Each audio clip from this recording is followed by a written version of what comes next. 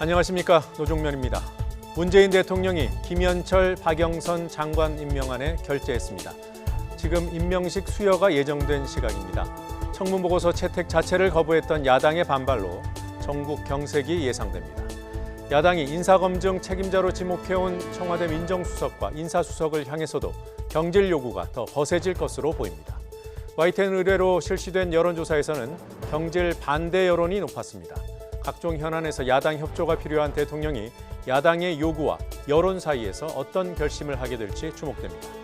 이 밖에 오늘 더 뉴스는 조양호 회장 별세, 산불 이후, 또 군장성 인사, 호남 독자 정당 가능성, 황하나 등의 뉴스에 주목합니다. 주요 뉴스부터 정리하겠습니다. 보통 선거가 끝나면 정치권은 잠잠해지기 마련입니다. 그런데 이번 4월 보선은 아닌 것 같습니다. 문재인 대통령이 인사청문 경과 보고서 채택이 무산된 김현철, 박영선 후보자를 장관에 임명했습니다. 야당이 강하게 반발하면서 4월 임시국회에서도 여야 대치가 불가피할 전망입니다. 4월 보선에서 참패한 바른미래당은 손학규 대표 책임론을 놓고 내부 갈등이 커지고 있습니다. 조양호 한진그룹 회장이 오늘 새벽 미국에서 향년 70세로 별세했습니다. 폐 질환을 알아왔던 조 회장은 지난해 11월 미국으로 건너가 수술을 받은 뒤 병원 치료를 받아왔습니다. 대한항공은 장례 절차와 일정이 결정되는 대로 공개하기로 했습니다. 강원 산불 이재민 900여 명 가운데 650여 명이 마을회관이나 체육관 등 임시 숙소에서 닷새째 생활하고 있습니다. 정부는 공공기관 연수원을 이재민 숙소로 활용하는 한편 컨테이너 주택과 임대주택 등 이재민 수요에 맞는 주택 이주를 지원하기로 했습니다. 경찰은 황하나 씨에게 마약을 권유했다는 연예인에 대해 먼저 사실관계를 확인하고 필요하면 소환해 조사하겠다고 밝혔습니다. 2016년 마약 수사 당시 봐주기 의혹에 대해서는 내부 감찰에 들어갔습니다.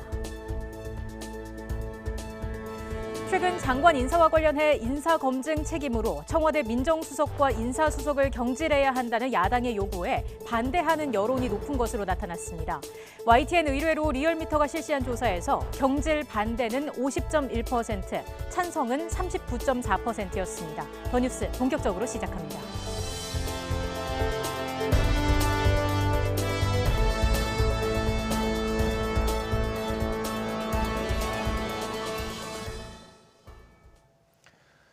최근 대한항공 주주총회에서 사내 이사직을 잃었던 조양호 한진그룹 회장이 미국에서 별세했습니다. 조 회장은 폐 질환을 알아오다 미국에서 수술을 받고 요양 중이었던 것으로 전해졌습니다. 시신 운구와 장례 절차까지는 나흘에서 일주일 정도 걸릴 것으로 보입니다. 취재기자 연결합니다. 김현호 기자. 네, 경제부입니다. 네, 최근까지 뉴스 중심 인물이었고 또 나이도 그리 많지 않아서 조양호 회장의 별세 소식에 놀란 분들이 많을 것 같습니다. 오늘 새벽에 별세한 건가요? 네, 그렇습니다. 대한항공은 조양호 회장이 오늘 새벽 미국에서 숙환으로 별세했다고 밝혔습니다. 조 회장은 지난해 11월 미국으로 출국해서 폐 질환 치료를 받아왔던 것으로 전해졌습니다. 이어 수술을 받고 미국의 한 병원에서 요양 치료를 받아왔습니다. 대한항공 관계자는 조 회장이 수술 이후 경과가 좋아 건강을 회복하는 상태였다가 최근 들어 상태가 악화했다고 말했습니다. 최근 장남 조원태 사장과 딸 조현아 전 대한항공 부사장, 조현민 전 대한항공 전무가 미국에 머물며 병원에서 조 회장의 임종을 지켜본 것으로 전해졌습니다. 네. 자, 운구 절차와 장례 일정 등은 정해졌습니까? 네, 대한항공은 운구와 장례 일정, 향후 절차 등은 유가족과 논의를 거쳐 결정할 예정이라고 밝혔습니다. 대한항공 관계자는 현재 미국에서 조 회장 운구 절차 등에 대한 논의를 진행 중이라고 말했습니다. 일단 시신 운구와 장례 절차 준비에는 최소 나흘에서 일주일가량 걸릴 것으로 보입니다. 내부에서는 가족장이나 그룹장 여부를 검토하고 있는 것으로 전해졌습니다. 향년 70살인 조양호 회장은 지난달 27일 대한항공 주주총회에서 대표이사직을 상실한 상태였습니다. 최근 몇 년 동안 조 회장의 두 딸인 조현아 전 대한항공 부사장의 이른바 땅콩 회항 사태와 조현민 전 진에어 부사장의 물컵 갑질 등으로 여론의 비판을 받기도 했습니다. 실제 조 회장은 폐 질환을 알아왔으며 최근 주주총회 등의 충격으로 건강이 악화된 것으로 알려졌습니다. 지금까지 경제부에서 전해드렸습니다. 한진그룹도 조 회장의 별세 소식을 듣고 충격에 빠진 모습입니다. 대한항공 사옥에 나가 있는 취재기자 연결합니다. 이하린 기자. 네, 서울 서소문 대한항공 사옥입니다. 네, 오늘 오전에 조양호 회장의 별세 소식이 갑작스럽게 전해졌습니다. 폐질환으로 수술을 했다고는 하지만 회사 내부에서도 전혀 예상하지 못했던 일 아닙니까? 네, 그렇습니다. 대한항공을 포함한 한진그룹 임직원들은 오늘 오전부터 침울한 분위기 속에 업무를 이어가고 있습니다. 지난달 27일 대한항공 주주총회에서 조양호 회장의 연임안이 부결되면서 조 회장은 대표이사직을 잃었죠. 당시 조 회장이 건강상의 이유로 미국 LA 별장에 머물고 있다는 것이 알려졌지만 심각한 질환이 있다는 사실은 전해지지 않았습니다. 오늘 별세 소식이 알려지기 전까지는 내부 임직원들도 조 회장의 질환이 이 정도로 심각했다는 사실은 몰랐다는 반응입니다. 임직원들은 월요일 오전 출근과 동시에 전달된 조 회장의 사망 소식에 당황해하면서 안타까움을 전했습니다. 대한항공의 한 임원은 평소 폐질환이 있어 치료 중인 사실은 알고 있었지만 이처럼 위독한 수준인 줄은 몰랐다며 다들 놀라는 분위기라고 말했습니다. 네, 물론 별개의 사안이겠습니다만 그간 조 회장 일가의 갑질 논란으로 그룹 내에서는 조 회장 일가가 퇴진해야 한다는 요구가 있지 않았습니까? 직원들 반응은 어떻습니까? 네, 그렇습니다. 말씀하신 것처럼 일부 직원들은 조 회장 일가의 퇴진을 요구하는 촛불 집회까지 열고 사측과 대립해 왔는데요. 하지만 오늘 조 회장의 별세 소식이 전해진 뒤 조 회장 일가의 퇴진을 줄기차게 요구해온 단톡방에서도 고인의 명복을 빈다는 글이 속속 올라왔습니다. 그동안 조 회장 일가의 갑질을 고발해온 민주노총 대한항공 직원연대 지부 박창진 지부장도 애도 성명을 낼 계획이라고 말했습니다. 동시에 경영권 변화를 요구하는 목소리도 여전했습니다. 한 직원은 조 회장의 빈자리는 전문 경영인으로 채워졌으면 한다며 앞으로 더 나은 대한항공의 모습을 기대한다고 말했습니다. 한진그룹은 조 회장의 갑작스러운 별세에 비상경영체제에 돌입했으며 그룹 사장단 회의에서 주요 현안에 대한 의사결정을 진행해 항공안전과 회사 운영에 차질이 없도록 만전을 기하겠다고 강조했습니다. 지금까지 서울 서소문 대한항공 사옥에서 YTN 이하린입니다. 문재인 대통령이 국회 인사청문 보고서 채택이 무산된 박영선, 김현철 장관을 비롯해 신임 장관 5명에게 임명장을 수여합니다. 두 후보자의 사퇴를 요구해온 야당은 강하게 반발하고 있습니다. 취재기자 연결합니다. 김도원 기자. 네, 청와대입니다. 네, 임명장 수여식 2시로 알고 있었는데 진행되고 있습니까? 그렇습니다. 박영선 중소벤처기업부 장관 그리고 김현철 통일부 장관 등 신임 장관 5명에 대한 임명장 수여식 지금 진행되고 있습니다. 문재인 대통령은 인사청문 보고서가 채택되지 않은 박영선, 김현철 장관 임명안을 오늘 점심 직전에 결재했고요. 앞서 임명된 진영 행정안전부 장관, 박양훈 문화체육관광부 장관, 문성혁 해양수산부 장관과 함께 임명장을 수여하고 있습니다. 내일 국무회의와 모레 미국 방문을 앞두고 신임 장관 인사를 마무리한 겁니다.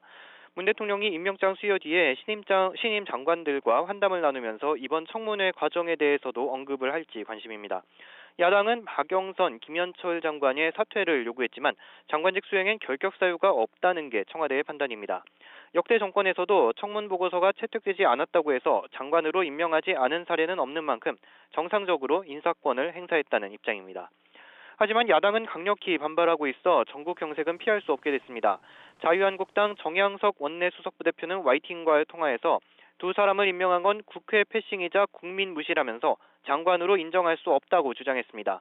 바른미래당 김정화 대변인도 불통과 오만의 결정판이라면서 인사청문회가 청와대를 위한 장신구냐고 비판했습니다. 여야 대립이 심해질 것으로 전망되는 가운데 원래 2월로 계획됐지만 열리지 못하고 있는 여야정 상설협의체 등 문 대통령과 여야 지도부의 회동도 당분간 어려울 것으로 보입니다. 박영선, 김현철 장관이 임명되면서 현 정부 들어 인사청문 보고서 채택 없이 임명된 장관급 인사는 모두 10명으로 늘었습니다.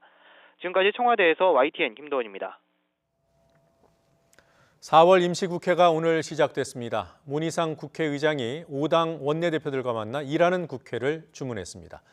하지만 쟁점 법안과 추경안에 대한 의견이 엇갈리고 있어서 4월 국회도 녹록지 않을 전망입니다. 국회 취재기자 연결합니다. 최민기 기자. 네, 국회입니다. 네, 문희상 의장과 5당 원내대표 만난 소식부터 전해주실까요? 네, 4월 임시국회가 오늘부터 다음 달 7일까지 한 달간 진행됩니다. 이와 관련해 문희상 국회의장은 오전에 이 여야 5당 원내대표들과 국회에서 만나 구체적인 의사 일정에 대해서 논의를 했습니다. 이 자리에서 문 의장은 일하는 국회의 모습을 보여달라고 당부를 했는데요. 직접 들어보시겠습니다. 이제는 의장이야 여기 협조해 주신 원내대표님들이 전부 힘을 합쳐서 가능한 한 지금 밀려있는 10,000개 이상의 법률이 소위라도 통과할 수 있도록 좀 독려하시는 쪽에 좀 협조를 부탁드립니다. 이번 임시국회에서는 쟁점 법안들이 줄줄이 대기하고 있습니다.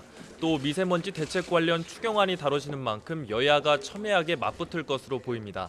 특히 탄력 근로제 단위기간 확대와 이 최저임금 결정체계 개편 등은 여야의 입장차가 너무 커서 이 처리에 진통을 겪을 것이란 관측입니다. 이 정부가 이달 말 제출할 예정인 추경안을 놓고도 여야는 이견을 보이고 있습니다. 이 민주당은 미세먼지의 대책과 재난복구, 이 수출 부진 등 경기 선제적 대응을 위해 추경이 필요하다는 입장입니다.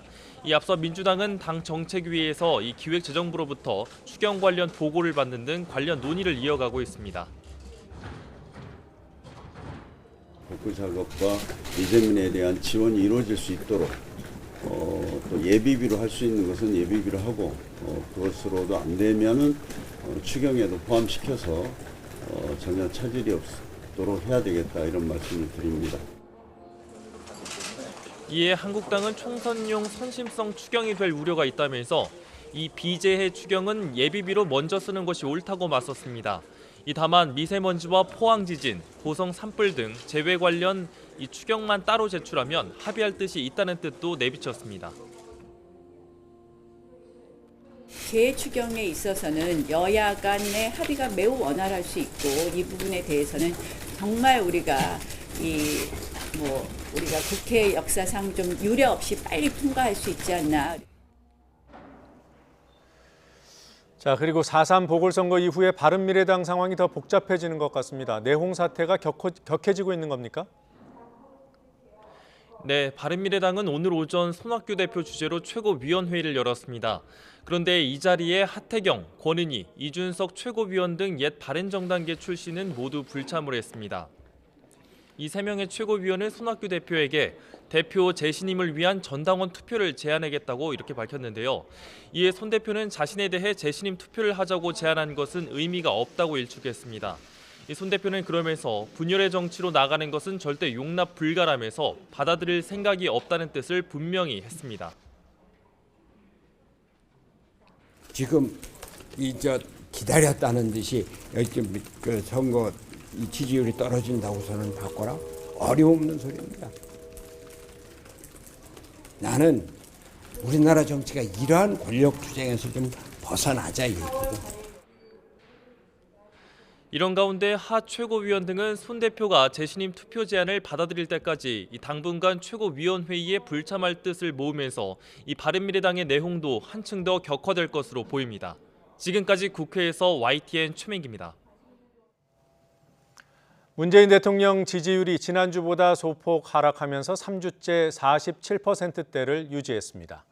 YTN이 여론조사기관 리얼미터에 의뢰해 조사한 4월 첫째 주 주간 집계 결과 문 대통령의 지지도는 지난주보다 0.4%포인트 하락한 47.3%로 나타났습니다. 부정평가는 1.6%포인트 올라 47.8%를 기록했습니다. 지역으로 보면 호남에서 긍정평가가 가장 높게 나왔지만 수도권과 영남, 충청 지역 등에서는 부정평가가 더 많았습니다. 정당 지지율은 더불어민주당과 자유한국당 모두 각각 1.7%포인트와 1.1%포인트씩 오른 반면에 바른미래당은 0.6%포인트, 정의당은 0.8%포인트 하락했습니다. 이번 여론조사는 지난 1일부터 닷새 동안 전국 19세 이상 유권자 2,520명을 대상으로 했으며 자세한 내용은 리얼미터와 중앙선거 여론조사 심의위원회 홈페이지에서 확인하실 수 있습니다. 청와대에서 개각 발표가 나온 지 한 달이 지났고 낙마자를 제외한 5명의 장관이 모두 임명됐습니다. 하지만 2명이 낙마한 만큼 인사검증 책임 공방은 여전합니다. 야당에서 나오는 요구의 핵심은 조국 청와대 민정수석과 조현옥 인사수석의 경질입니다. YTN이 리얼미터에 의뢰해 여론을 물었습니다. 이번 조사에서 응답자의 절반이 민정, 인사수석의 경질에 반대했습니다. 찬성하는 여론도 적지는 않았습니다. 39.4%가 경질해야 한다는 응답이었습니다.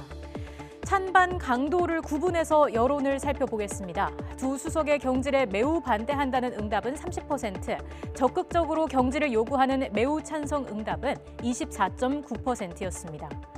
정치 성향별로는 진보의 경질 반대 여론이 견고했습니다. 보수층에서는 경질 요구가 높았습니다. 중도층의 찬반 여론은 전체 여론과 거의 비슷한 4대 5였습니다. 조국, 조현옥 수석 경질에 반대한다는 여론은 남성보다는 여성이 더 높았습니다. 남성은 찬반이 팽팽한 반면 여성은 경질 반대가 찬성을 상당폭 앞질렀습니다. 연령별로는 40대 이하와 50대 이상이 갈렸습니다. 40대 이하에서는 경질 반대가 찬성을 비교적 크게 앞질렀고 50대 이상에서는 경질 찬성이 조금 높게 나타났습니다. 여론은 경질 반대가 높지만 국정 협조를 이끌어내야 하는 대통령 입장에서는 야당의 요구가 부담일 수밖에 없습니다. 여기에 한 가지 더 고려할 점은 낙마한 2명의 후임자 물색과 검증입니다. 문재인 대통령이 어떤 결심을 하게 될지 주목됩니다.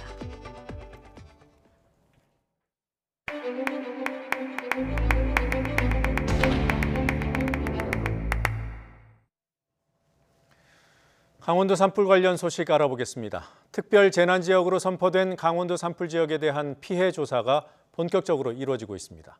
이재민은 900명이 넘은 것으로 조사됐습니다. 경찰은 막대한 피해를 남긴 이번 산불의 원인을 찾기 위한 수사를 진행하고 있습니다. 취재기자 연결해서 알아보죠. 이상공 기자. 네, 전국부입니다. 네, 현재까지 집계된 피해 상황 먼저 정리해 볼까요? 네, 산불로 인한 피해 규모가 속속 확인되고 있습니다. 중앙재난안전대책본부는 지금까지 이번 산불로 주택 470여 채가 피해를 본 것으로 잠정 집계했습니다. 오전 11시 기준으로 고성이 335채, 강릉이 72채, 속초 60채, 동해 12채가 불에 탄 것으로 조사됐습니다. 또 창고 190여 동과 농림축산기계 400여 대가 피해를 받고 가축 4만 2천여 마리도 폐사한 것으로 확인됐습니다. 집을 잃은 이재민은 모두 900여 명으로 집계됐습니다. 이 가운데 가족이나 친척집 등에서 지내는 이재민을 제외한 730여 명은 마을회관이나 체육관 등 임시숙소 19곳에서 생활하고 있습니다. 학교 부속시설 등 9곳도 피해를 본 것으로 확인됐지만 수업에 어려움이 없다고 판단돼 잠시 휴업에 들어갔던 52개 학교는 오늘부터 정상 수업에 들어갔습니다. 네, 아무래도 집을 잃은 분들 숙소가 시급하지 않을까 싶습니다. 공공기관 연수원이 이재민 숙소로 제공되는 겁니까? 네, 정부는 이재민 불편을 해소하기 위해 공공기관 연수원 96개 객실을 이재민 숙소로 제공하기로 했습니다. 먼저 그제 동해 지역 이재민 23명이 철도시설공단 망상연수원으로 이주했습니다. 고성과 속초 지역 이재민들 역시 수요조사를 거쳐 공공기관 연수원으로 옮길 예정입니다. 하지만 강릉 지역은 연수원에 들어가지 않겠다는 이재민이 많습니다. 마을에 간 생활이 불편하지만 농사 등 생업을 위해서는 마을과 멀리 떨어진 연수원까지 갈 수 없기 때문입니다. 정부와 지자체는 컨테이너 주택이나 임대주택 등 이재민 수요에 맞게 주택 이주를 지원할 예정입니다. 하지만 한순간에 삶의 터전을 잃은 이재민들은 좀 더 근본적으로 주거 문제를 해결해 주기를 바라고 있습니다.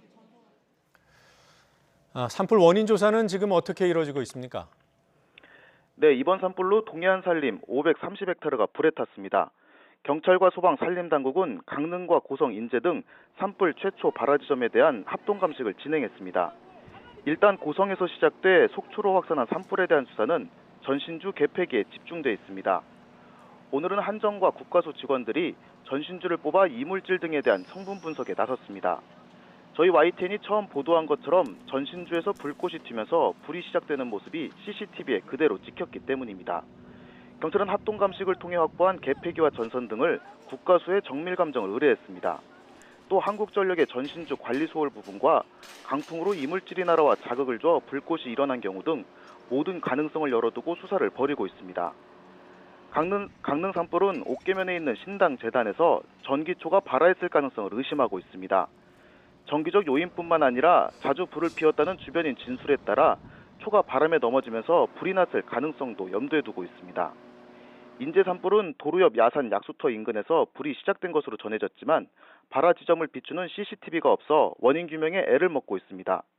경찰은 농산물 소각이나 담뱃불 등 같은 실화 가능성에 무게를 두고 목격자를 확보하는 데 주력하고 있습니다.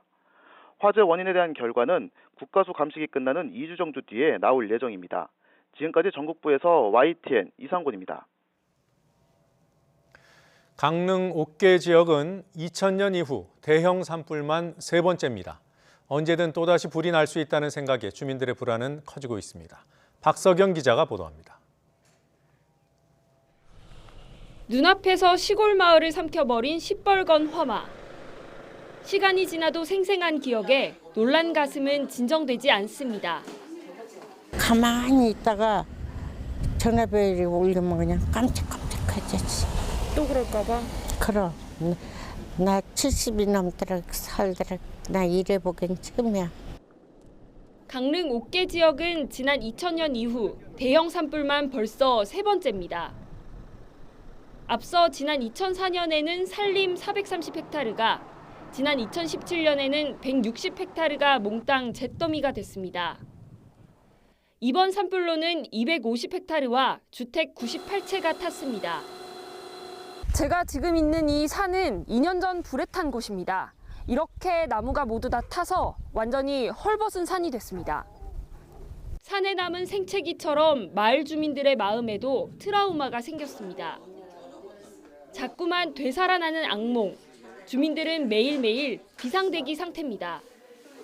그 당시에는 여기 집 뒤에도 왔었어요. 한동안은 또 한 몇 달은 거의 뭐 잠도 밤으로 깊이 못 잘 정도로.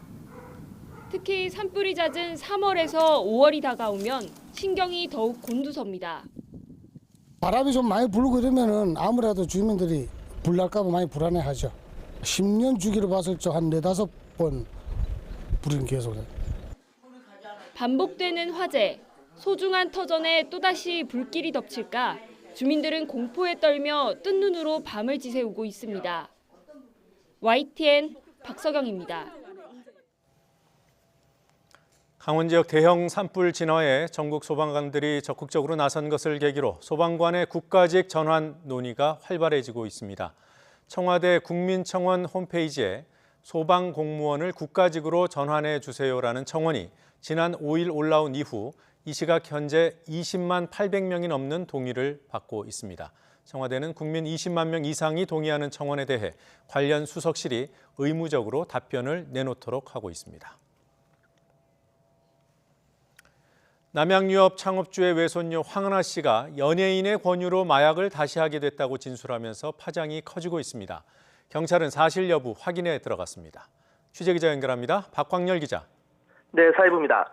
네, 연예인이 마약을 권유했다. 이런 진술이 나온 만큼 어떤 식으로든 조사가 진행돼야겠군요. 네, 그렇습니다. 아직은 수사 초기 단계로 피의자인 황 씨 진술만 나온 상황인데요. 그래서 경찰도 더욱 조심스럽습니다. 거론되는 연예인은 한 명입니다. 황 씨는 자신의 투약 혐의를 시인하면서 아는 연예인 권유가 있었다 이렇게 진술한 것으로 전해졌는데요. 한동안 마약을 끊었다가 지난해 4월부터 연예인 A씨의 권유로 다시 손을 댔다는 겁니다.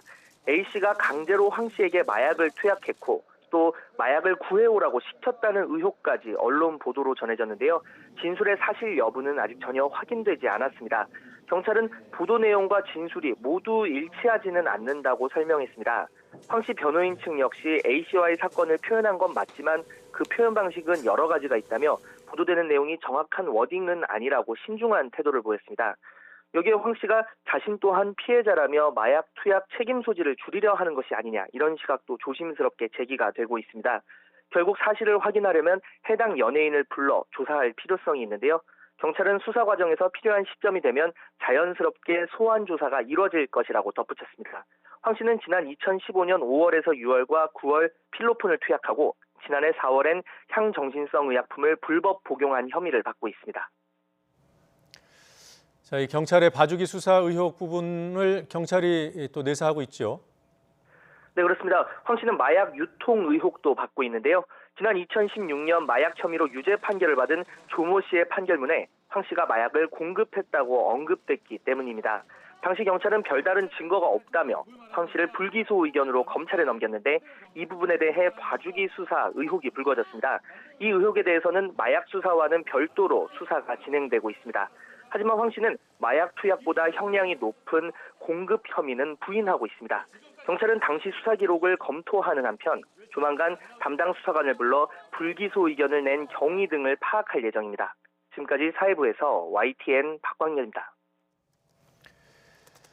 김학의 전 법무부 차관 사건을 재수사하는 검찰 수사단이 지난주 10여 곳에 대해 동시 압수수색을 착수한 데 이어서 건설업자 윤중천 씨의 주변 인물들을 불러서 조사하고 있습니다. 김학의 사건 수사단은 최근 과거 경찰 수사 기록에 등장했던 52살 김모 씨 등 윤 씨의 주변 인물들을 참고인으로 불러 조사했습니다. 김 씨가 소유한 땅과 건물에 윤 씨의 건설회사 사무실이 입주할 정도로 두 사람이 친분이 있던 것으로 알려졌습니다. 수사단은 김 전 차관과 윤 씨의 연결고리를 명확하게 파악하고 검경 수사 과정에서 놓친 부분이 없었는지 확인하고 있습니다. 앞서 수사단은 지난 4일 김 전 차관과 윤 씨의 자택과 사무실, 원주 별장 등 10여 곳을 압수수색하며 김 전 차관의 뇌물 혐의부터 본격적으로 수사하기 시작했습니다. 한미 정상회담과 또 김정은 체제 2기 출범을 알리는 북한 최고인민회의가 사흘 앞으로 다가왔습니다. 이번 주 남북미를 통해 어떤 메시지가 오가느냐에 따라 꽉 막힌 북미 협상도 분수령을 맞을 전망입니다. 워싱턴에서 김희준 특파원의 보도입니다.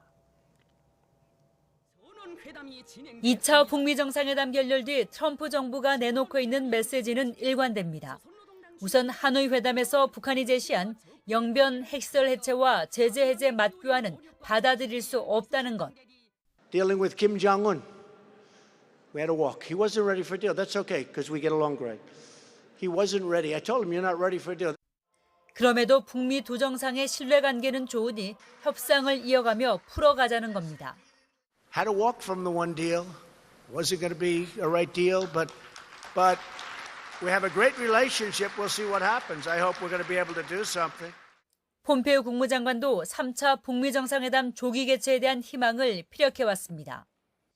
미국은 북한의 실질적 비핵화 뒤 제재를 본격 해제하겠다는 일괄 타결식 해법을 내세우며 제재와 압박 카드를 지렛대로 삼고 있습니다. 따라서 오는 11일 한미 정상회담에서 우리 정부가 어떤 메시지로 교착 상태에 놓인 북미 대화의 촉진자 역할을 할지 초미의 관심사입니다. 여전히 간극을 좁히지 못하고 있는 북미 사이에서 북한은 비핵화 조치로, 미국은 일부 제재 완화로 조금씩 움직일 묘안이 절실한 상황입니다. 이런 가운데 한미 정상회담 직전에 열릴 최고인민회의에서 집권 2기를 맡는 김정은 위원장이 내놓을 대남 대미 메시지에 한미 모두가 주목하고 있습니다. 워싱턴에서 YTN 김희준입니다. 육군과 공군의 참모총장을 비롯한 대장급 군 장성 인사가 단행됐습니다. 가능성이 제기됐던 최초의 비육사 출신 육군 참모총장 지명은 이번에도 없었습니다. 우선 육군 참모총장에는 육군 사관학교 41기 출신인 서욱 합참작전본부장이 내정됐습니다. 공군 참모총장엔 공사 32기인 원인철 합참차장, 해병대 사령관에는 이승도 전비태세검열단장을 임명할 예정입니다. 이 밖에 연합사 부사령관에는 현 육군 참모차장인 최병혁 중장, 지상작전사령관에는 남영신 국가안보지원사령관이 낙점을 받았습니다. 국방부는 전작권 전환 준비를 체계적이고 적극적으로 추진할 수 있는 역량과 전문성을 우선 고려하고 서열이나 기수, 출신 등 기존 인사 관행에서 탈피해 오직 능력 위주의 인재를 등용하는 데 중점을 뒀다고 설명했습니다. 연일 맑고 따뜻한 봄 날씨가 이어지고 있습니다. 다만 강원 동해안 지역은 여전히 건조특보가 발효 중입니다. 여기에 바람도 강하게 불어 화재 주의가 필요합니다. 날씨 알아보겠습니다. 권혜인 캐스터. 네, 경의선 숲길에 나와 있습니다. 네, 그곳은 벚꽃이 예쁘게 폈다고요?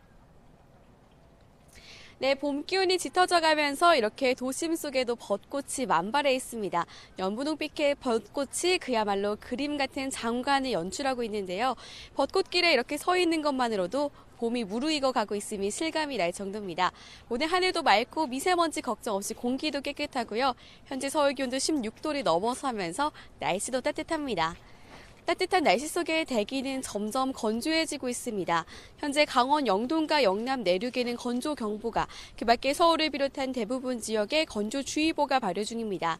산림청은 지난 목요일부터 산불 경보를 가장 높은 단계인 심각 단계로 격상해 발령 중입니다. 논과 밭두렁, 쓰레기 소각을 금지해 주시고요. 산림과 산림 근처에서도 불 사용을 금지해 주시기 바랍니다. 내일과 모레 사이 전국에 비가 내리겠고요. 비가 내리면서 장기간 이어졌던 건조함은 해소될 전망입니다. 산불이 났던 강원도에는 최고 40mm의 비가, 기온이 낮은 산간에는 10cm 이상의 많은 눈이 내리겠고요. 제주 산간의 많은 곳은 120mm 이상의 폭우가 예상됩니다. 비와 눈으로 인한 피해 없도록 주변 점검 철저히 해주셔야겠습니다. 비가 내리기 전까지는 대기가 무척 건조합니다. 오늘 서해안과 강원 영동 지역에는 약해졌던 바람이 다시 강하게 부니까요. 불씨 관리 신경 써주시기 바랍니다. 지금까지 경의선 숲길에서 YTN 권혜인입니다. 고진영 선수가 미국 여자 프로골프 LPGA 투어 시즌 첫 메이저 대회를 제패했습니다. 고진영은 대회 전통에 따라 연못에 뛰어드는 세리머니를 펼쳤습니다. 허재원 기자가 보도합니다. 두타차 선두 고진영이 마지막 버디 퍼트를 홀컵에 정확히 떨어뜨립니다. 생애 첫 메이저 우승을 확정하는 순간 두 손으로 얼굴을 감싸주고 참았던 울음을 터뜨립니다. 지난달 파운더스컵 우승에 이어 올 시즌 벌써 2승째이자 LPGA 데뷔 2년 만에 거둔 네 번째 우승입니다. 한타차 선두로 마지막 날 경기에 나선 고진영은 5번 홀까지 버디 2개를 추가하며 2위와의 격차를 벌렸습니다. 경기 후반 보기 2개를 범하며 이미향의 한타차까지 쫓겼지만 16번 홀 버디로 다시 2타차로 달아났고 마지막 18번 홀에서 다시 버디를 추가하며 완벽한 우승에 마침표를 찍었습니다. 꿈에 그리던 메이저 우승컵을 거머쥔 고진영은 캐디와 함께 연못에 뛰어드는 이 대회 전통의 세리머니로 우승의 기쁨을 함께했습니다. LPGA 투어 2년째를 맞는 고진영은 올 시즌 6개 대회에서 우승 2번과 준우승 2번을 차지하고 3위에 1번 오르는 등 거의 매 대회 우승 경쟁을 펼치는 상승세를 이어가고 있습니다. 고진영과 이미향에 이어 김인경이 공동 4위, 이정은과 김효주가 공동 6위에 오르는 등 우리나라 선수 5명이 10위권에 이름을 올렸습니다. 우리 선수들은 올 시즌 LPGA 8개 대회에서 5승을 합작하는 강세를 이어갔습니다. YTN 허재원입니다. 자세를 교정하거나 어긋난 척추나 관절을 바로잡는 한방추나요법이 오늘부터 건강보험에 적용을 받습니다. 환자들의 비용 부담이 크게 줄어들었지만 반대 목소리도 만만치 않습니다. 허성준 기자가 보도합니다. 허리와 목 디스크로 고생하는 40대 남성입니다. 한 번씩 바늘로 찌르는 듯한 통증이 올 때면 일상생활이 어려울 정도였습니다. 최근 한의원에서 추나요법을 받은 뒤 상태가 많이 호전됐습니다. 평상시에 목하고 허리에 통증이 있었는데 추나를 받고 나면 시원하고 개운한 느낌이 있고요. 꾸준하게 받고 난 뒤에 그 증상들이 상당히 좋아졌죠. 추나요법은 비틀린 척추나 관절을 한의사가 손으로 밀거나 당겨 치료하는 시술입니다. 정부가 시행한 조사에서 환자 만족도가 92.8%에 달할 정도로 인기입니다. 관절의 위치가 미세하게 틀어짐이 있습니다. 그것이 환자에게 통증을 유발하게 되고 관절 주변의 인대와 근막을 손상하게 만드는데 그리고 잘못된 위치를 정상 위치로 교정해 주는 것이 핵심입니다. 오늘부터 한방병의원에서 추나요법을 받을 때 건강보험이 적용됩니다.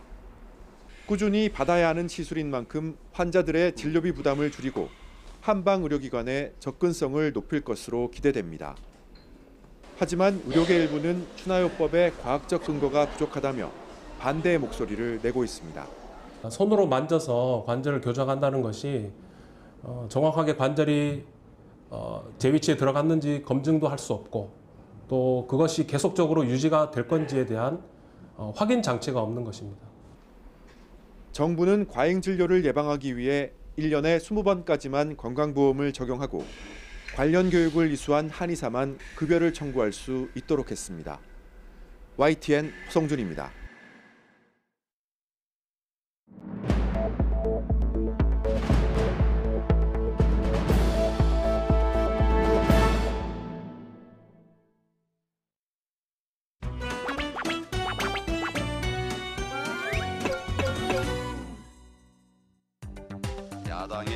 반대와 국민 여론은 무시해도 된다고 하는 독선과 오만, 불통 정권임을 스스로 자인하는 것입니다. 대통령께서는 무자격 장관 임명 강행을 지금이라도 재고하고 이런 터무니없는 인사를 발탁하고 청와대 인사 라인을 문책하고 또 교체해야 할 것입니다. 독선의 길을 고집한다면 우리 당은 국민과 함께 결사의 각오로 저항할 수밖에 없습니다. 독선의 길을 고집한다면 결사의 각오로 저항할 수밖에 없습니다. 이 당이 처해 있는 위치가 지금은 허약하고 취약해 보이지만 총선이 다가오면서 여야의 균열이 폭이 커지고 중간지대 제3세력의 역할 공간은 확실히 커질 것이다. 물론 우리는 그 넓혀지는 중간 공간 또 중도 세력의 정치적인 위치 이런 것을 우리가 차지할 수 있는 노력을 해야죠. 그러나 분열은 아닙니다. 지금 당 대표 그만둔다? 누가 할 거예요? 내가 여러분들 뭐 나를 어떻게 보실지 모르지만 나 욕심 없습니다. 나는 민주주의 보고 역사만 보고 가요. 총선이 다가오면서 중간지대 제3세력의 역할 공간은 확실히 커질 것이다. 자유한국당은 화재 기간 내내 경쟁에만 몰두했습니다. 원내대표는 상황 파악도 못하고 국가안보실장의 발목을 잡았으며 소속 정치인들이 빨갱이 산불 정권 운운하며 추태를 일삼고 있습니다.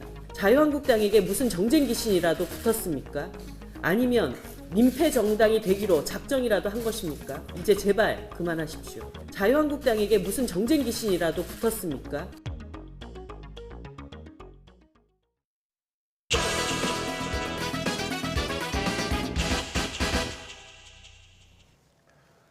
(4월) 국회가 문을 열자마자 얼어붙을 조짐을 보이고 있습니다. 김현철, 박영선 장관 임명과 이를 둘러싼 여야 대치, 또 청와대 인사검증 책임 공방에 현안은 뒷전으로 밀릴 우려가 큽니다. 여기에 4.3 보궐선거 이후 정계 개편 얘기도 솔솔 흘러나오고 있습니다. 여야 1대1 미니토론 더정치에서 이런 문제에 대한 여야 입장 들어보겠습니다. 기동민 더불어민주당 의원, 오신환 바른미래당 의원 나오셨습니다. 어서 오십시오. 네, 안녕하세요. 안녕하세요. 네. 자, 김현철, 박영선 후보 오늘 임명을 했습니다. 네네. 어떻게 평가하십니까? 좀 안타깝죠. 사실은 대통령께서 사실 청와대에서 인사 검증은 없고 저 감정만 있다, 이렇게 감정 임명만 있다, 이렇게 말이 있는데 지금 뭐 야당이 대부분 반대했던 박영선, 특히 김현철 두 분의 임명 강행은 지금 안 그래도 지금 국회가 여야가 대치 중에 있는데 더 냉각되지 않을까 이런 우려가 있고요. 또 그 내용 속에서 보면 분명히 좀 후보자로서 충분히 소명하고 그 부분에 대해서 명백하게 좀 밝힐 필요가 있음에도 불구하고 그런 것들이 좀 부진했던 부분들은 좀 아쉬움이 있어요. 그리고 또 네. 뒤에 이제 논의를 하겠지만 그 시스템의 또 한계도 물론 있고요. 그래서 차제에 인사청문회에 대한 제도 개선은 반드시 좀 필요하다, 이런 생각을 갖게 됐습니다. 예, 제도 개선의 계기로 삼아야 된다는 점은 좀 힘주어 말씀하셨고요. 검증 안 하고 그냥 감정 평가만 한 인사 아니었냐, 이런 평가를 하시는데 어떻습니까? 그러니까 이런 논란 자체가 국민 여러분께 대단히 송구스러움이 있는데요. 국회가 인사청문회를 채택하지 않을 권한이 있으면 대통령은 그 기간이 지나면 장관을 임명할 권한이 있습니다. 법적인 권한들을 서로 행사를 하는 것이죠. 다만 안타까운 것은요, 내부적으로는 국가적 재난 상황이에요. 강원도 산불로 정말 그 마음들이 흉흉하고 온 국민의 마음을 모아서 재난을 극복해야 될 그런 책무들이 있는 거고요. 외부적으로 보면 4월 10일이면 한미 정상회담이 예정되어 있습니다. 주무장관 중에 한 사람이 이제 통일부 장관이에요. 민생경제와 평화가 가장 중요하다고 생각을 한다면 민생경제와 평화를 전담하는 장관 중에 한 분이 박영선 중소벤처기업 장관과 김현철 통일부 장관인 거죠. 예. 그리고 이러저러한 흠집을 얘기를 하셨습니다. 그렇지만 아주 이 장관직을 수행하지 못할 결정적인 사유는 저희들은 아니었다고 생각을 하거든요.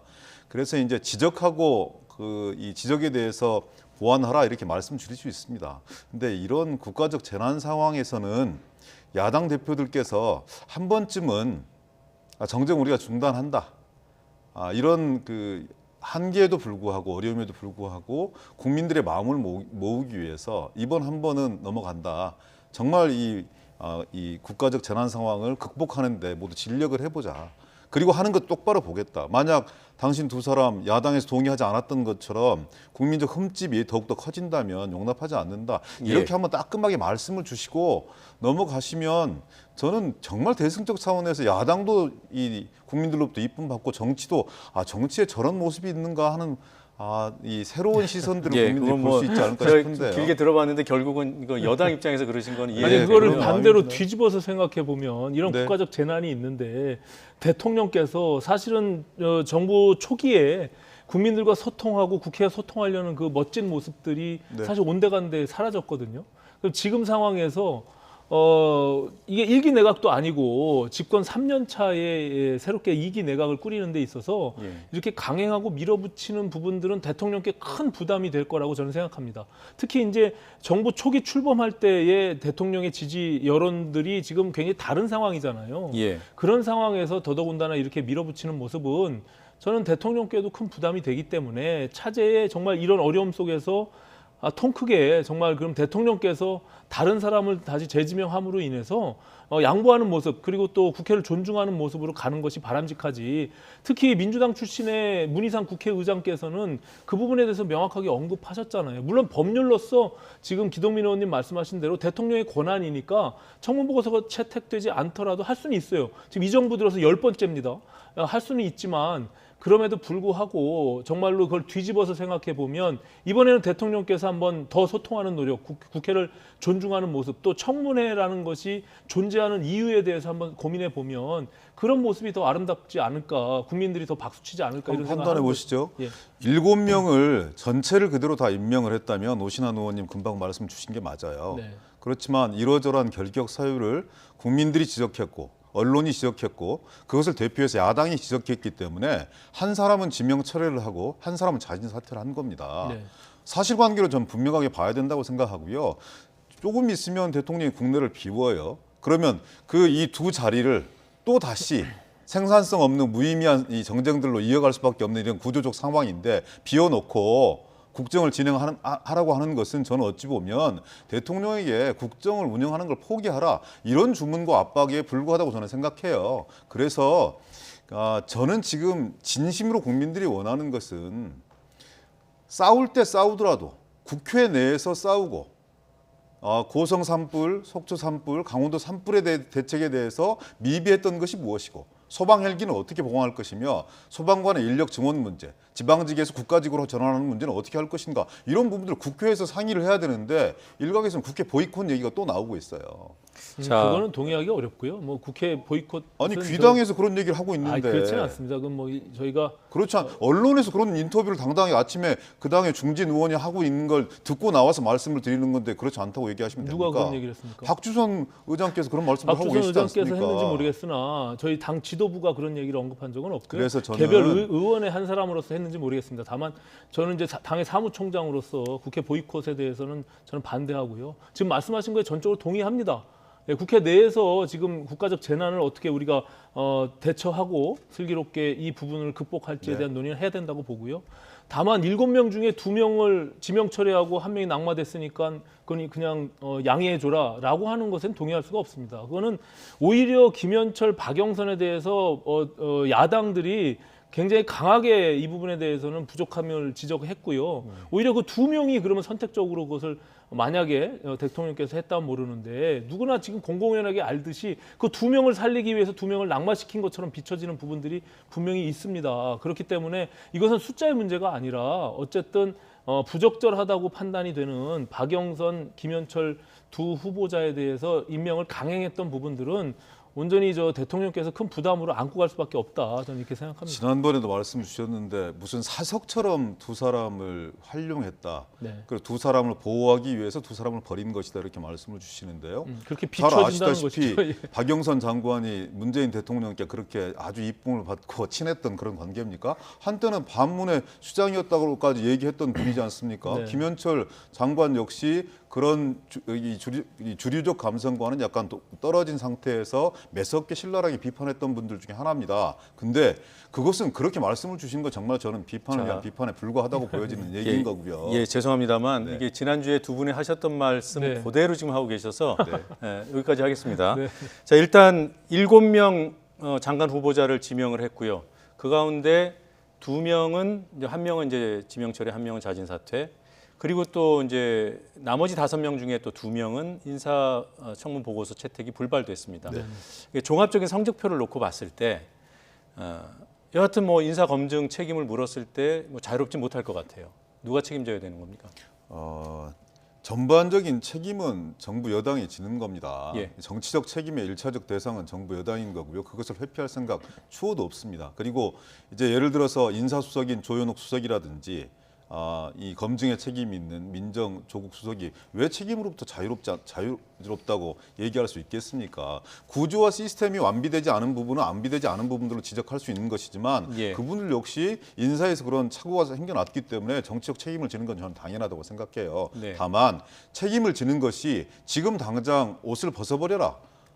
어떤 권한을 행사하지 마라 이렇게 말씀 주신 거는 과하다는 거예요. 지금의 2명을 또 인사검증을 해서 이제는 좀 흠결이 적고 국민들 눈에 봤을 때 정말 저분을 갖다 놓으면 딱 적임이겠다. 과기정통부도 그렇고 뭐 그 국토해양 수산 국토해양부도 그렇고 저 정도 이 적임을 찾을 수 있었으면 좋겠다는 국민적 여망에 맞게 책임 있게 임하는 것이 지금 시점에서는 저는 중요하다고 보여지고요. 대통령께서 지난 진행되었던 과정에 대해서 잘 판단하고 계시고 국민의 여론이 무엇인가를 잘 보고 있고 이걸 시스템 차원에서 보강할 수 있는 부분과 인적 차원에서 보강할 수 있는 부분이 무엇인가에 대해서 깊이 고민하지 않겠습니까? 저는 그런 판단들이 종합적인 판단들이 내려지기 전까지는 인사 책임자로서 실무자로서 최선의 노력을 다해야 된다 이런 말씀 드리고 싶습니다. 네, 아까 국토교통부였죠. 국토교통부 죄송합니다. 네. 사실 이번에 인사청문회는 정말 아쉬움이 커요. 그러면서 어쨌든 제도 개선에 대한 이런 이야기들이 나오고 또 여야가 할 거 없이 정말 이게 국회 제도 개선 필요하다라고 하는 부분에 있어서 저는 반드시 차제에 좀 개선이 될 필요가 있다 생각하고 다만 이 책임에 대한 부분들은 지금 이 정부 들어서 10번째 인사청문회가 청문 보고서가 채택 없이 임명 강행된 게 10번째고요. 또 중도에 낙마했던 분들이 지금 8번째 된 겁니다. 그렇기 때문에 이 부분에 대해서는 분명히 이 시스템, 청와대 내 시스템, 아무리 제도가 불비해도 2000년도에 인사청문회가 도입된 이후에 벌써 19년째 되고 있는 그런 제도입니다. 거기에 대해서 그러면은 그냥 이것이 과거의 제도, 국회가 이것을 개선해 주지 않아서라고 탓하기 이전에 저는 분명히 검증에 대한 책임을 갖고 있는 조국 민정수석이 이 부분에 대한 책임이 있어야죠. 언급이 있어야죠. 근데 그냥 뭐 꿀먹은 벙어리처럼 가만히 있는단 말이에요. 그리고 내일 사실은 지금 문영배 그리고 헌법재판관 인사청문회가 또 되어 있습니다. 법사위에. 지금 서면 질의서에 보면 이 후보자는 조국 민정수석으로부터 처음에 이 자기 지명을 연락받았다고 합니다. 자기가 책임은 지지 않고 민정수석이 왜 그 지명자에게 전화를 직접 해가지고 인사수석도 아닌 민정수석이 그 대장 노릇을 하려고 합니까? 그러면서 책임은 전혀 지지도 않으려고 하는 이런 모습들은 저는 전혀 지금 청와대가 잘못 가고 있다 이렇게 보여지거든요. 그렇기 때문에 저는 인사청문회 제도에 대한 개선 플러스 이 부분에 대한 분명한 청와대의 책임 이것은 좀 병행돼야 될 필요가 있다. 지금 여러 가지를 짚어주셔서 일단 그동안 국회가 어느 정도 그 청문회 제도 개선에 노력을 못 해왔는지는 좀 수치로 확인하고 넘어가겠습니다. 18대 국회에서 30건의 법안이 개정안이 발의가 돼서 2건이 통과됐기 때문에 지금 제도에 일부 반영이 됐을 거고요. 19대 국회와 20대 국회에서는 모두 40건이 넘는 개정안이 발의가 됐으나 통과된 건수는 양대 국회 다 합쳐서 제로입니다. 자, 이번 기회에 청문 제도를 개선해야 된다는 데는 뭐 여야 이견은 없는 것 같아요. 될지 안 될지는 잘 모르겠습니다. 지금 여당 입장에서는 어떤 점이 개선돼야 된다고 보십니까? 그러니까 이렇게 40건 이상이 회기마다 발의됐음에도 불구하고 통과되지 않은 것은 딱 이런 차이예요. 야당 입장에서는 인사청문 대상을 좀 넓혀서 폭넓게 검증해보고 싶은 욕심이 있는 거고요. 여당 입장에서는 사실 대한민국에 많은 분들이 계시는데 이 인사청문회 장에 앉으려고 하질 않아요. 그러니까 좀 흠집 있게 살아왔다 이런 측면들도 있지만 다른 한편에서는 인격적 모멸과 신상 털기, 그 내 주변인 가족들까지 모두 다 피해를 입게 되는 이런 상황이기 때문에 내가 그 뭐 얼마나 장관직을 오래 수행한다고 이런 마음을 가지면서 이 청문 자체를 거부하는 분들이 훨씬 많습니다. 그래서 제도와 시스템을 바꾸자고 하는 거죠. 저도 이제 인사청문회법을 대표 발의를 한 게 있는데요. 대체적으로 내용이 뭐냐면 도덕 검증은 좀 따로 하자. 비공개로 따로 하자. 비공개로 좀 따로 해서 그 네. 자료를 충분하게 좀 이 국회도 같이 공유할 수 있었으면 좋겠다. 그래서 인사청문회 보고서를 보낼 때 그 검증한 도덕적 검증 자료들도 국회에 좀 보내서 국회의원들도 좀 사전에 숙지를 하고 네. 그건 좀 따로 띄어내고 그 다음에 그것을 통과한 사람들을 대상으로 해서 정책 검증을 좀 주력하자. 그게 공개된 청문회죠. 네, 그렇습니다. 네. 그래야만 좀 품격 있는 청문회가 되고 자기의 정책적 소신을 중심으로 해서 저 사람이 해당 부처의 정책 역량을 제대로 잘 군비하고 있는 건지 예. 경험은 어떤 건지 이런 부분을 좀 분리할 수 있다고 보여지거든요. 근데 예. 이제 여야가 바뀔 때마다 입장이 바뀌는 거죠. 근데 지금 보니까 여야 입장이 같아요. 예. 제가 네. 지금 지난주부터 계속 이 더 정치 코너에서 출연자가 네. 바뀔 때마다 이 주제를 다루고 있는데 네. 공이 다 같습니다.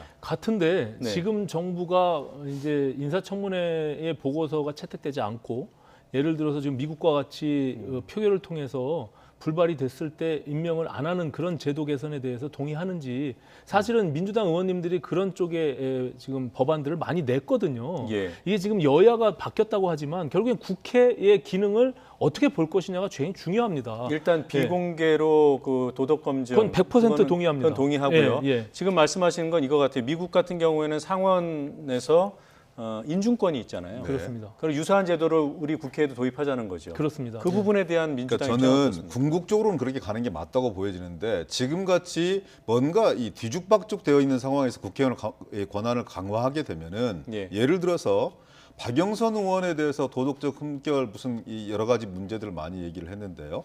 저희들이 보기에는 박영선 의원의 어떤 살아왔던 과정에 대한 흠결이라든지 정책 역량이 부족해서 했다라기보다는 그동안의 과정에 대한 앙금이 지금의 이 당작에 돌아가고 있는 거 아니라는 의심과 회의를 지울 수가 없다는 얘기죠. 그래서 그런 과정들이 좀 수반이 되면서 차분하게 정책 역량을 검증할 수 있는 수준이 되어지면 저는 국회의 권한을 강화하는 게 맞다고 보여집니다. 그런데요, 지금 상황에서 대통령과 야당이 이렇게 첨예하게 대립되어 있는 상황에서 일방적으로 대통령의 권한을 제한하고 국회가 어떤 신뢰도를 제고하지 못한 상황에서 국회의 권한을 강화하겠다고 얘기를 하면 저는 다수 국민의 많은 부분들은 동의하기 네. 어렵다고 이제 보여지거든요. 저런 부분들 때문에 여지껏 법안이 한 건도 통과 안 된 거거든요. 예, 결과적으로. 지금, 네. 그러니까는 지금에 있는 상황들을 전제로 해서 우리가 제도 개선을 하려면 반보도 못 나갑니다. 어쨌든 지금 말씀하신 대로 도덕성 검증과 정책 검증을 분리시키고 그럼 철저하게 사생활, 이게 관음증적인 이런 어떤 청문회는 모두가 지양해야 되는 게 맞죠. 그건 야당도 동의를 합니다. 그 지금 말씀하신 대로 그 대상이 될 수 있는 모든 국민들이 다 대부분 동의하리라고 보고요. 다만 그렇게 제도 개선이 되고 또 아까 말씀하신 대로 검증의 기간들을 좀 늘리고 또 국회가 그런 시스템을 만들어서 아주 객관성을 높여서 도덕성 검증을 한 후에 정책 검증에 대한 것을 별도로 공개 처리하게 되면 저는 그 상태에서는 이런 논란이 좀 다소 줄어들 수 있고 국민들의 신뢰를 확보할 수 있거든요. 그렇게 되면 국회가 청문회를 왜 하는지에 대한 근본적인 질문이 분명히 들어가게 되는 것이죠. 네. 청문회를 하더라도 이렇게 정쟁만 하고 싸움만 되고 여야가 더 극렬하게 대치만 하고 국민들은 짜증내고 대통령 무조건 강행하고 청문회 할 이유가 없는 거죠. 그렇기 때문에 차제의 그런 정책 검증과 도덕성 검증을 분리시키고 말씀하신 여러 가지 제도적 장치들을 좀 개선하면서 다만 국회가 청문 보고서 그럼에도 불구하고 채택하지 않게 될 경우 인준에 부결될 경우는 대통령께서 임명을 안 하는 것으로 하는 것이 청문회를 하는 이유가 아니겠습니까? 이제 이런 측면에서 개선하는 것이 저는 바람직하다. 안 그러면 계속 정쟁만 또 낳게 될 것이다 이렇게 보는 거예요. 지금은 요 쟁점이 있다라는 것 정도로 확인하고 넘어가야 될 것 같습니다. 오늘 이 시스템, 그러니까 청문회 제도 어느 방향으로 바꿔야 되느냐가 오늘 주제는 아니기 때문에요. 네. 자, 그리고 조금 전에 언급해 주셨던 민정수석이 헌법재판관 후보자한테 지명사실을 통보했다. 지금 뭐 그 민정수석 그 인사검증 책임론이 나오고 있으니 이 부분에 대해서 질문드립니다. 어떻습니까? 아니 그 항상 청문회 할 때마다 단골 주제가 누구한테 전화 받으셨어요? 이거예요. 그래서 예를 들어서 민정수석한테 전화를 받았다고 하는 평가와 또 다른 실무자한테 전화를 받았다고 하는 평가와 비서실장한테 받았다고 하는 평가들이 또 다 다릅니다. 네. 그때그때 상황에 따라서 저는 그게 대단히 예민하게 해석되기도 하고 아니면 그냥 단순한 해프닝으로 넘어가기도 하고 그래요. 그리고 인사검증 대상 중에서도 누구한테 이렇게 이 제안을 받았다는 부분들에 대해 대단히 소극적으로 국민들한테 임하는 이런 경우들이 많더라고요. 청와대 대통령 비서실장이고 민정수석이고 아니면 비서관이고 전부 다 대통령의 비서들입니다. 예. 그럼 본질적인 문제가 전혀 아니에요. 예를 들어서 대통령이 인사권을 가지고 있는 것이고 그 밑에 여러 가지 이 실장과 하위 부속체계를 가지고 있는 이런 사람들이 대행을 하는 것이지 그 딜리버리를 누가 했다고 해서 그것이 어떤 임명에 상당한 영향력을 끼치는 것처럼 무슨 제왕적 권력을 행사하고 있는 것처럼 해석되어지는 건 그건 좀 넌센스 아닌가요? 그거는 정말 아닙니까? 보는 시각이 전혀 다른데요. 예, 좋아요. 뭐 지금 정부는 선한 권력이니까 그렇지 않다라고 만약에 치자면 우병우 민정수석이 만약에 그런 식으로 헌법재판관 후보자한테 전화를 했다. 동의하시겠습니까? 그거는 민정수석의 역할이 아니라고 볼 수가 있는 부분이에요. 지금의 정부가 그것을 끊어내기를 한다고 끊임없이 주장하면서 독립된 헌법기관인 헌법재판관에게 민정수석이 처음으로 직접 연락을 취해가지고 당신이 헌법재판관 지명이 됐다라고 전화하는 것이 엄청난 큰 짐과 부담으로 될 수 있어요. 그럼 굉장히 민감하게 받아들여서 오히려 세심하게 청와대가 그것을 배려한다면 왜 조현옥 인사수석이 전화를 못합니까? 검증을 직접 본인이 했다 하고 나서 직접 전화를 했다. 그거에 대한 책임도 그럼 져야지 왜 책임을 회피하면서 자기 권한만 행사하려고 하느냐. 이 부분에 대한 문제 제기를 하는 거예요. 그리고 다른 부처 장관들도 아니고 헌법재판관이나 대법관에 대해서 민정수석이 직접 전화한다? 지금 이 정부가 지향하는 그런 방향하고는 틀리지 않습니까? 오신환 의원님. 예. 우병우 수석은 무소불위의 권력을 행사를 해서 산부를 통제하고 그것이 효과가 되어서 구속된 분이에요. 네. 조국 수석은 제 입장에서 보기에 대단히 무능해서 검찰도 통제 못하고 법원도 통제 못하는 사람입니다. 그런 걸 어떻게 동렬해서 비교를 합니까? 그것이 적절하지 못했다. 예를 들어서 다음번에는 그런 것을 좀 절차를 잘 지켜서 뭐 다른 정치적 오해가 파생되지 않도록 그리고 이 헌재의 독립성이라든지 법원의 독립성들을 좀 준용할 수 있도록 네. 이렇게 좀 했으면 좋겠다는 그런 제안을 주시는 건 얼마든지 받아들이겠어요. 근데 그거를 조금 이렇게 너무 오버하게 해석해서 이 권한만 행사하려고 하지 책임이 지지 않는다. 우병우와 뭐가 다르냐 이렇게 말씀하시면 뭐가 다르냐가 아니라 않습니까? 제가 말씀드리고자 싶은 것은 그 민정수석이라는 자리를 얘기한 겁니다. 민정수석에는 조국이 아니라 우병우가 아니라 또 다른 사람이 또 가는 그런 자리입니다. 그럼 민정수석이 헌법기관인 재판관과 그리고 대법관에 직접 전화하는 것은 적절하지 않다는 취지에서 말씀드리는 거지. 저는 조국과 우병우를 같이 동일시해서 그런 얘기해 정도 왔습니다. 지적이면 좀 더 세심한 관리가 필요하다 이런 지적이 받아들이겠습니다. 네. 예.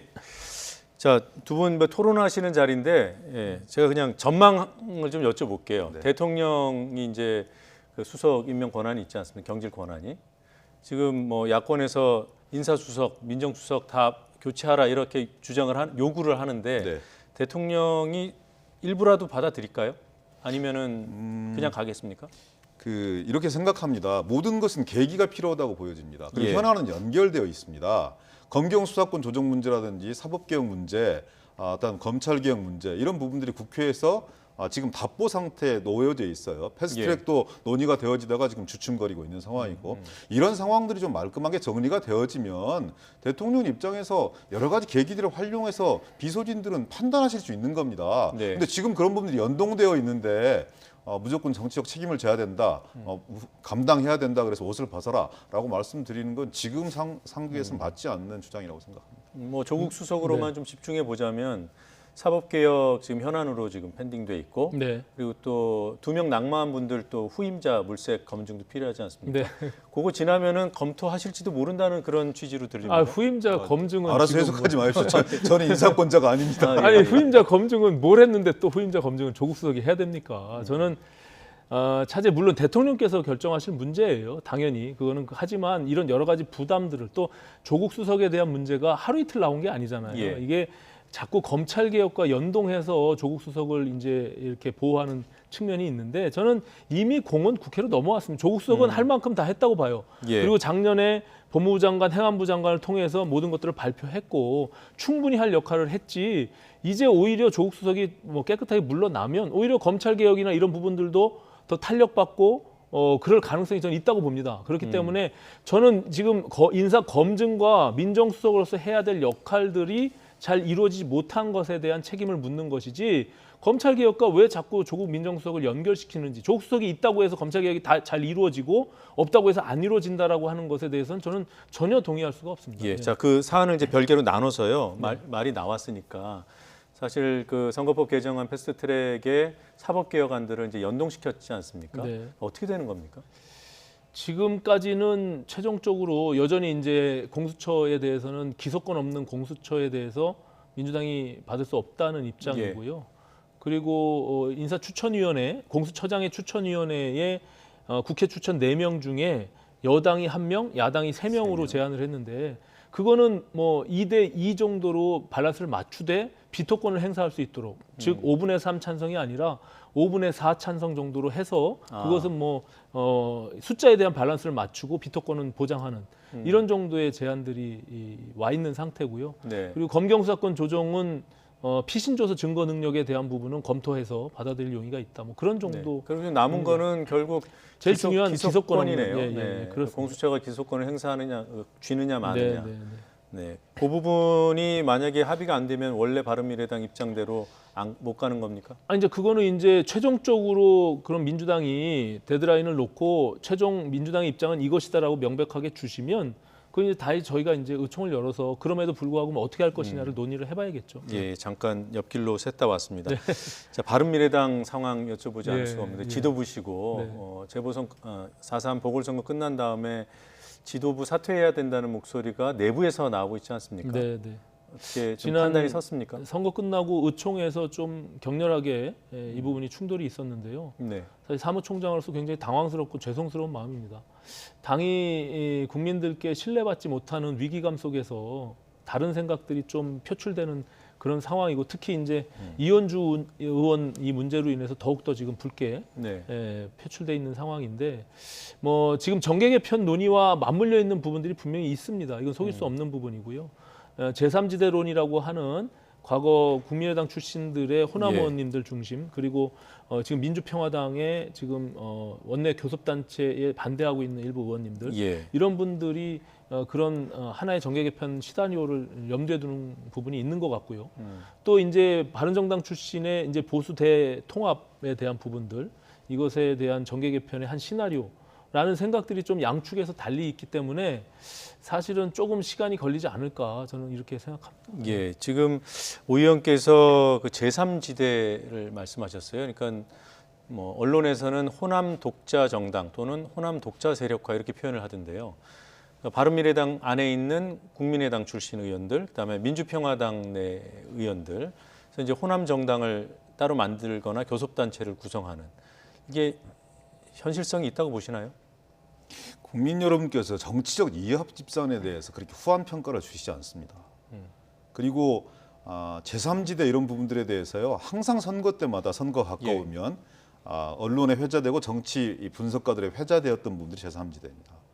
그리고 거기에 대한 국민적 기대가 있는 것도 사실입니다. 왜? 기성 정치가 항상 불신받기 때문에. 근데 쭉 봐오셨듯이 제3지대가 현실화되는 순간 또 다른 형태의 정당의 모습이 이합 집산 과정을 통해서 현실화되는 순간 국민적 평가는 그렇게 우호적이지 않거든요.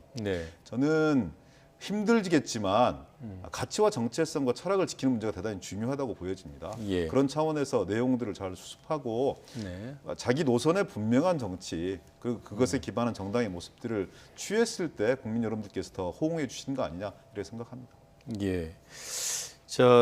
아까 이현주 의원도 말씀을 해주셨는데 이현주 의원이 탈당할 가능성은 전혀 없다고 보시나요? 본인은 안 한다고 했고요. 뭐 탈당 가능성도 있죠. 저는 뭐 제가 이현주 의원하고 직접 그 부분에 대해서 논의해 본 바는 없지만 지금까지 꾸준히 본인이 했던 언행을 비춰봤을 때 여전히 이제 한국당과 보수 대통합에 대한 것을 계속 얘기를 해왔고 네. 이번 창원 지방선거에 있어서도 손학규 대표를 공격했던 부분이 사실 그 포인트거든요. 예. 그렇기 때문에 뭐 일단 또 특히 저희 당의 윤리위원회에서 1년 당원권 정지 중징계를 받았기 때문에 지금 당적으로는 저희 바른미래당에서는 총선 출마 불가능한 거 아니겠습니까? 예. 그렇게 되면 본인이 적절한 시기에 어떤 판단을 할 수도 있겠다. 저는 막연히 이제 그런 추측을 해볼 수 있겠습니다. 예. 자, 그리고 지금 여야 간의 논쟁이 있는 사안 중에 하나가 이제 강원도 산불 당시에 국회 운영위가 열렸고요. 거기서 정의용 국가안보실장이 산불 대책 수립과 관련해서 이석하는 문제로 여야 논란이 있었습니다. 있었던 상황을 잠깐 그래픽으로 정리를 했는데요. 두 분도 같이 좀 봐주시죠. 네. 당일날 저녁에 홍영표 위원장이 7시 45분경입니다. 산불 발화 직후인데요. 이때는 한미 정상회담 준비를 이유로 정의용 실장의 이석, 그러니까 이제 회의장을 나서서 청와대로 돌아가도록 이렇게 요청을 합니다. 야당 쪽에. 그랬다 그것이 이제 받아들여지지 않고 산불과 관련돼서 얘기한 시점이 9시 32분이고 그리고 이제 소방당국이 9시 44분에 산불 진화 대응 수준을 3단계로 격상한 뒤에 실제로 정의용 실장이 이석하는 시점이 밤 10시 38분. 그러니까 이석 요청, 산불과 관련된 이석 요청이 나온 뒤로부터는 약 1시간여 뒤에 이석을 하게 되고 그 중간중간에 홍영표 위원장이 이석 요구를 했다고 해요. 그럼에도 불구하고 나경원 원내대표는 네. 여당에서 의사 일정을 회의를 그런 식으로 진행한 거 아니냐 이런 얘기를 하던데 누구 말이 맞는 겁니까? 아니 누구 말이 맞고 안 맞고를 떠나서 참 부끄럽고 창피스러운 일이죠. 왜냐하면 정말로 지금 이재민들이나 이런 산불 국가 재난 사태를 처하고 있는 그 상황에서 국회가 이미 벌어진 일이잖아요. 그거에 대해서 계속 국민들 눈살 찌푸리게 이게 여야 니 탓이니 내 탓이니 하고 있는 모습이 저는 사실 좀 부끄러워요. 그렇기 때문에 지금 누가 그러니까 홍영표 원내대표는 4번이나 요청을 했다. 그리고 나경원 대표는 정상적으로 그것을 잘 제대로 정의용 안보실장도 그걸 요청하지 않았다. 이런 어떤 진실공방처럼 비춰지는 모습들이 국민들로 봐서는 어쨌든 제 시간에 제대로 빨리 못 갔고 국회에 그 붙들려 있었고 이것이 중요한 것이지 그것을 너 때문에 못 갔다 나 때문에 못 갔다 이렇게 얘기하는 것은 좀 적절하지 못한 것 같아요. 예. 자, 이 주제는 오 의원 답변으로 마무리를 짓겠습니다. 오늘 시간이 다 돼서요. 너무 일방적인 거 아닙니까? 두 분 말씀 여기까지 듣겠습니다. 고맙습니다. 네, 고맙습니다.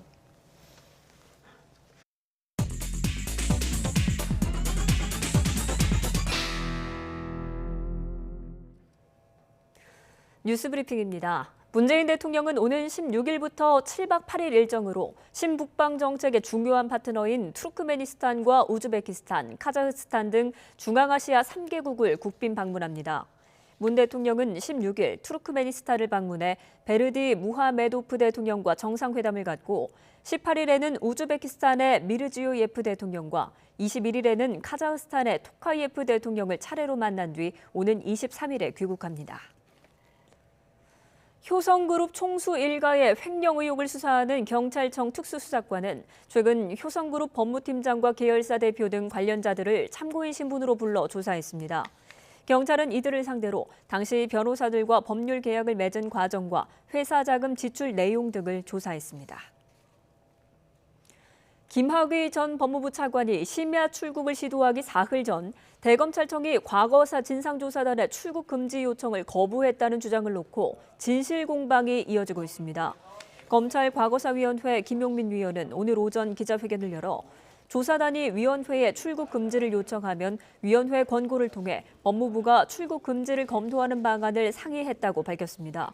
하지만 대검이 공식적으로 반대 입장을 표명해 조사단 명의의 공문을 보내는 방식을 배제하고 다른 방법을 검토하기로 한 것이라고 주장했습니다. 김명수 대법원장이 사법농단 의혹과 관련해 검찰 수사에 협조한 것은 사법부의 과거 잘못을 드러내려는 게 아니라 미래를 위한 것이었다는 뜻을 밝혔습니다. 김 대법원장은 경기도 고양시 사법연수원에서 열린 전국 법관 대표회의에 참석해 이같이 말하고 이제 과거에서 배운 교훈을 밑거름 삼아 미래를 봐야 할 때라고 강조했습니다. 외교부가 유엔 안전보장이사회의 대북 제재 이행을 담당하는 조직을 확대할 것으로 알려졌습니다. 외교부는 국장급인 원자력, 비확산 외교기획관실 산하 군축비 확산 담당관실에 속해 있던 제재 수출 통제팀을 분리해 별도의 과로 승격하는 방안을 추진하고 있습니다. 하노이 북미 정상회담 기간 김정은 국무위원장과 북한 대표단을 현지에서 수행한 김명길 주 베트남 북한 대사가 약 4년 만에 교체됩니다. 조선중앙통신은 김명길 대사가 지난 5일 베트남 부주석 당티 응옥틴을 작별 방문했다며 김 대사의 이임을 예고했습니다. 우리 소리와 중국의 경극이 처음으로 만나서 매혹적인 융합의 무대를 선보였습니다. 창극의 힘과 경극의 몸짓이 어우러져서 새로운 패왕별이를 연출했습니다. 보도에 이교준 기자입니다.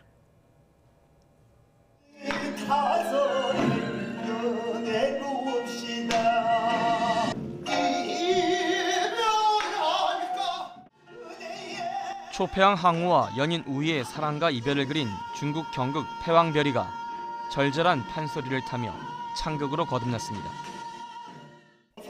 우위로 여장한 소리꾼 김준수는 경극 특유의 손끝과 발걸음, 창극의 가락으로 혼신을 다해 이별의 아픔을 표현합니다. 우위가 항우를 위해 스스로 목숨을 끊는 장면은 극의 절정을 이룹니다. 이번 무대는 경극의 현대화를 이끌고 있는 타이완 당대 전기극장 우신거 대표가 연출을, 다재다능한 소리꾼 이자람이 음악 감독을 맡았습니다. 전통을 토대로 창극과 경극의 새로운 지평을 꾸준히 넓혀가고 있는 이자람과 우신거 두 사람의 만남이란 점에서 일찍이 기대를 모았습니다. 我听到了韩国的声音，传统的판소리是从内心里面用生命来看待宇宙，这个声音非常非常感动我。 경극에서 계속 우희가 춤을 추고 뭔가를 표현할 때 이것을 감싸주는 음악을 우리답게 만들려면 무엇이 있을까 고민하면서 음악을 만들었습니다. 또 영화 와호 장룡으로 아카데미 미술상을 받은 세계적인 아트 디렉터 예진 텐이 경극의 상징성을 살린 수려한 의상을 선보여 시선을 사로잡았습니다. 이번 작품은 전쟁에선 비록 패했지만 여전히 영웅으로 추앙받고 있는 항우를 통해 이 시대 청년들에게 희망의 메시지를 던집니다. YTN 이교준입니다. 더뉴스 1부 마치겠습니다. 저희는 잠시 뒤 2부로 돌아오겠습니다.